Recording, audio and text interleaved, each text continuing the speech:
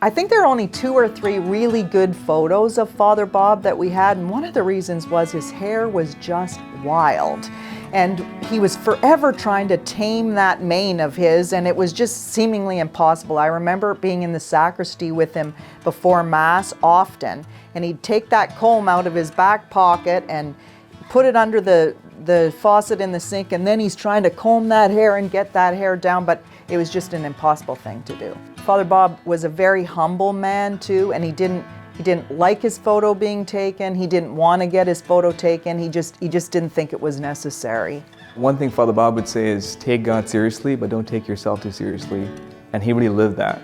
He had this self-deprecating humor where he would just kind of make fun of himself. One story that I remember is for the portrait that you have of Father Bob, that's over there on the wall there.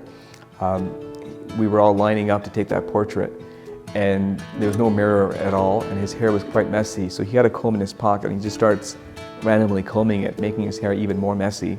And I said, hey, Father Bob, let me help you out here. So I took his comb and I just combed it relatively, presentably. And that's the picture that has been immortalized, so to speak. So I feel my little, contribution to that image. Not too bad. It was much worse before, so.